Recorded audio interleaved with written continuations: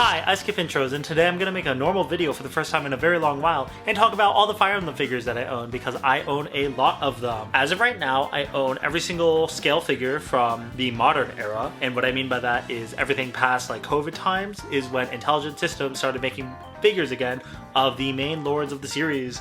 Most of the time they're main lords. So I have 9 figures in total that I want to show off, starting from the least expensive to the most expensive that I paid for, because I have spent quite a bit on this series. By the way, say hi to Gloomy and Highness here. They're just gonna hang out for a while. This is Gibble. Gibble has a microphone up there. But the first figure that I'm gonna show off is the one that I got for the cheapest price, and that would be Byleth here. So Byleth is the main character of Fire Emblem 3 Houses, which is, I believe, the most popular one in the series. And Byleth is female because Intelligent Systems realized that waifus make a lot of money, and male Byleth is honestly kind of boring. Female Byleth has a very strange attire. So she has these weird like thigh thingamabobbers. She also has the sword of the creator. She has the blue dagger. I don't know what that's a reference to. Maybe it's the one that Dimitri gave Edelgard, but I actually don't really know what that's a reference to. Kind of weird. This part is like completely solid, and if that's very odd, this part is like freaking me out because it's starting to like jiggle around everywhere. Also, I just do not treat these figures with respect at all. As you can see, I'm moving them around by like the head. They're durable, they're very high quality. They will be surviving for quite a while in my collection. So I got this used on eBay and I paid $147 total for this figure, which I think is a very good price. I think right now it's going for like $200. I bought it at a good price. And so that's Byleth. Say bye.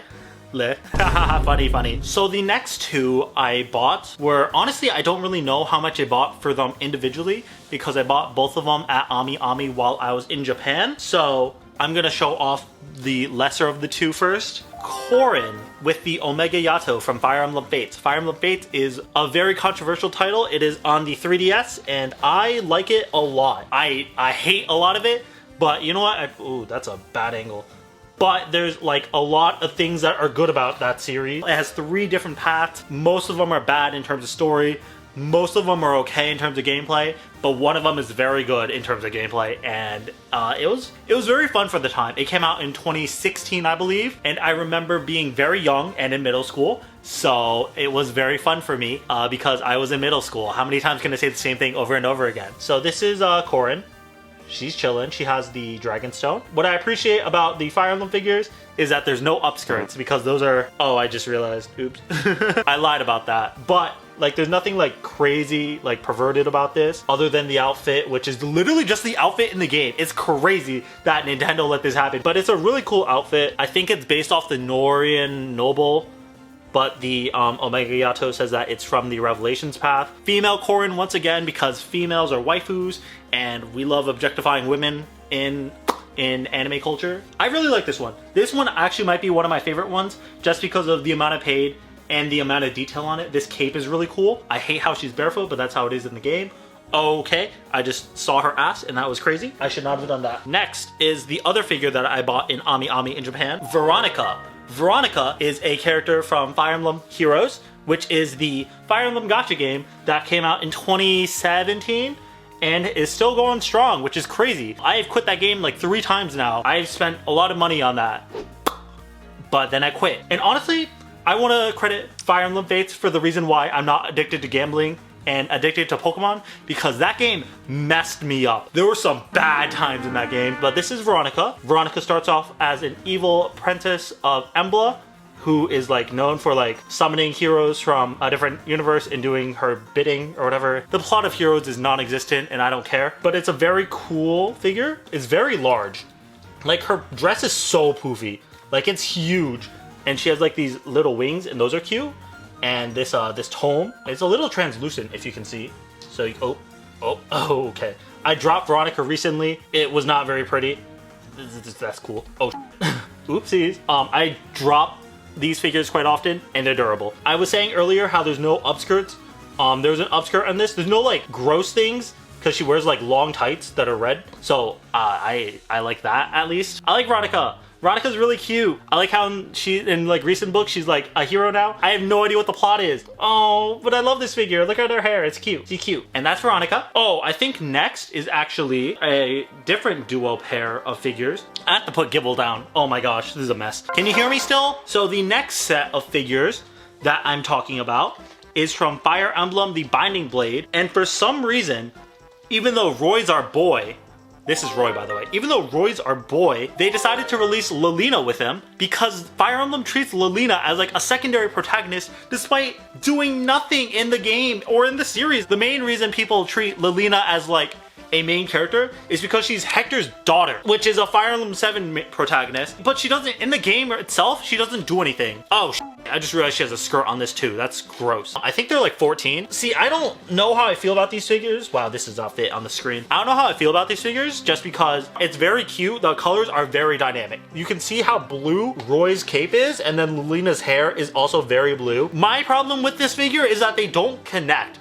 and they're both priced individually the same as like a normal figure, even though they're clearly meant to be a pair, because this part right here is like, looks like one large walkway, but they don't connect, and it pisses me off because I keep them separated but sorted together because they look like they should fit together, but you can't actually put them together, so you can't actually do that, otherwise it looks stupid. Lilina here is wielding Four Blaze, which is a legendary tome in her game. Lilina is a mediocre unit. Please focus. Okay. Please focus. Please focus. Okay. Please focus. Nope. Okay. Lilina's a mediocre unit in the Binding Blade. Binding Blade is very known for having extremely unbalanced units. So if your name isn't Milady or Percival, you're like mediocre at combat, or Rucker. Rucker's pretty good. Roy over here is wielding the Binding Blade and also has this cute little stand for his knee, because otherwise this doesn't make sense. I think he stands without it though.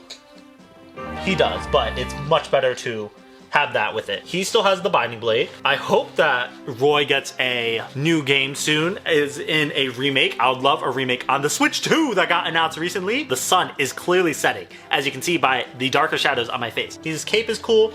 All the Fire Emblem characters have like really flowy clothes, and it honestly looks really solid though. Overall, these are probably my least favorite ones that I own, except for the big one. I'll get to the big one. So I got both of those together for about $185 each used, but this one I paid full retail because it was the first one released in the newest series. It is Lindis. She's shown up in a couple other videos, but the Lady of Sakai, she's really good. I would say that I probably overpaid given what the price is now, but it's okay because I really enjoy just seeing it. She has the Soul Kadi, I think. Maybe it's the Mani Kadi, which is the sword here. Her hair is very flowy. This is a huge pain in the butt to get to attach, but it's okay.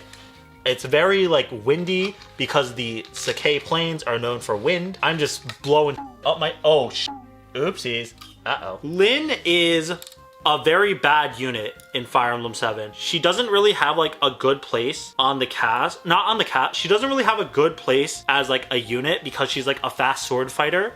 But there's a lot of better fast sword fighters. Like my favorite unit in that game is Raven, and he's really cool. She detaches right here at the feet. Don't pay attention to the feet too much, actually. Sick perverts. So yeah, that's Lindis. I don't have that much to say about her. I don't have that much attachment to Lindis, despite Fire Emblem 7 being my first game, technically. Well, actually, technically, my first game in the series was Fire Emblem 11, Shadow Dragon, on the DS, where my main character was Marth. And Marth is a very bad unit in that game, but this is a really cool figure. I don't know how I feel about this base. The base is just like a stone thing, and it looks kind of stupid, and it doesn't really make sense in the context of the game, considering how many outdoor maps there are. But I guess there's a lot of castle maps also, but this is not like castle stone. This is like this is like a street stone. But this is Marth. He has the Fire Emblem, which is this big shield with the 5 stones. That's the Fire Emblem.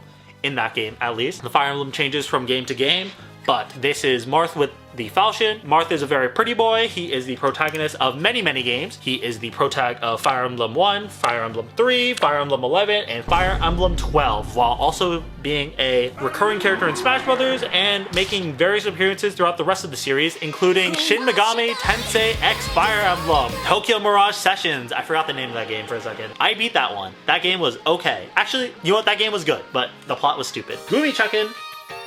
Gumi's doing good. And the second to last figure that I'm going to talk about, I own 9. So this is number 8. Oh, wow. I have not kept good care of this figure. They mostly just sit on my shelf, so I didn't realize how much dust is on these until just now. But here's Ike. This is probably my favorite figure that I own of this series because Ike is massive and heavily detailed. Look at Ragnar. Ragnar has like little scratches in it. The arm guard also has little scratches, and it's just a really good figure. It's so big. The base makes more sense because Ike is like a mercenary and fighting in mountains a lot. The most famous map from that game is probably the one where he's like defending that base, and then he recruits Ilyana, and that was a cool map. He's holding Ragnar. This is clearly Fire Emblem Radiant Dawn Ike because he's way more muscular and way bigger, and that's why Ike has two different forms in Smash Brothers Ultimate, because one of them's from Path of Radiance and the other one's from Radiant Dawn. Very muscular. Ragnar looks very good. Cape is huge, by the way. It's so heavy that it needs its own other segment just to keep it up without like being damaged and stuff. And this is my favorite figure that I own and that I paid a lot of money for. That one was probably like $210, which is the second most that I paid. And unfortunately, I paid the most money for my least favorite figure because I hate this character. Oh, oopsies. I did not drop everything. Oopsies. Uh-oh. Uh-oh. This might be an issue. I'll be right back. So unfortunately, it looks like Tharja just broke my other figure because her fat ass doesn't stay to the base. Tharja is one of the worst units in Fire Emblem Awakening. She also is a figure from like 2013, back when Fire Emblem was like less popular. This figure is very unsecure. I hate this one so much. It is so expensive for no reason. And it appreciated a lot in value, meaning I spent a lot of money on this. I don't actually want to say how much anymore because I'm a little ashamed of it, but it's way more than the other ones. When it was first being sold, it was probably like 80, but because it was only sold in Japan and there were a lot of Western fans that never got the opportunity to get it, it's very pricey now. And I hate Tharja. This figure is like just really hard to present, but I need to get it because I need to support Fire Emblem despite this. I hate this one so much. Okay, that's her ass. That's her. She has this big cloak thing that lets her stand up on its own without it. She has this weird skull thing that reminds me of Hamlet. Overall though, this figure has given me a lot more pain than pleasure, but I wanted it because I want to be able to say that I own every single figure that Fire Emblem has ever made, but I can't because there's two more very expensive ones that I just cannot get a hold of reasonably. And those are a figure of a different Awakening character named Cordelia, or in Japanese her name is Tiamo, I think. And the one that pisses me off way more is a figure of Mommy Camilla from Fire Emblem Fates, which is the same game as Corin over here. Mommy Camilla, who goes for 800 on eBay at the lowest. And these figures are very notorious for having a lot of fakes from China. Mostly this one in particular. There are so many fakes out there and it's just really infuriating. The best way to guarantee that you're getting a real one is if you see the box in the listing itself, and if that box looks good, that's probably a real figure. That's every single Fire Emblem figure that I own. Highness fell over. Gumi is still chilling though, so. I have pre-ordered Edelgard, I have pre-ordered Dimitri. Alir should be coming on its way. I'm waiting on shipping for that one. Otherwise, that's all that I have to talk about today. I have to figure out if I can fix Lilina because you, Tharja, what the hell? Oh my god. I'm actually so mad that this happened. Like, I don't like Lilina that much, but like this shouldn't happen. I'll see you next time. I'll talk about something different. Oh, I'll show off my Pokemon collection next time. Look forward to that. Bye. F you, Tharja. I hate you. Here's Gibble.